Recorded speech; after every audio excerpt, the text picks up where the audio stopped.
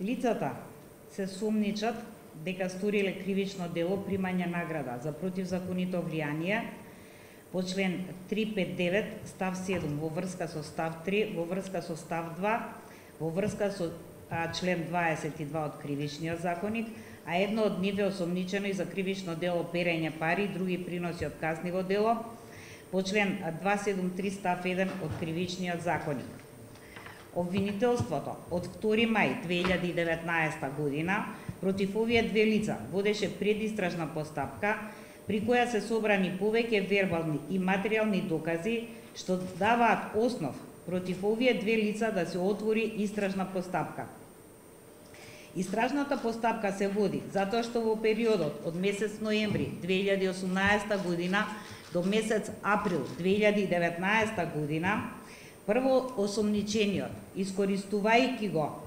своето влијание врз јавен обвинител, влијал да се изврши действие со кое во истражна постапка ќе се олесни положбата на едно осомничено лице во таа постапка, а второ осомничениот битно придонел со тоа што договарал континуирани средби и воспоставување меѓусебен контакт на прво осомничениот со сопругата на осомничениот во таа постапка и лично со осомничениот.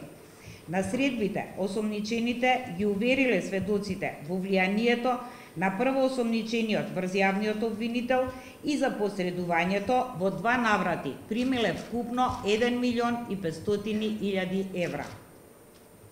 Средбите се одржувале на повеќе места во домот на сведоците, но и во домот на прво осомничениот. При овие средби од сведокот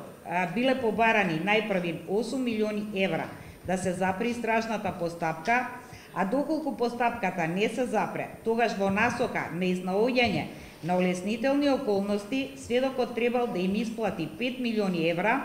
со тоа што веќе дадените 1 милион евра во вториот наврат влегувале во тој износ. Останатите 4 милиони евра било договорено да се исплаќаат сукцесивно на 4 месечни рати.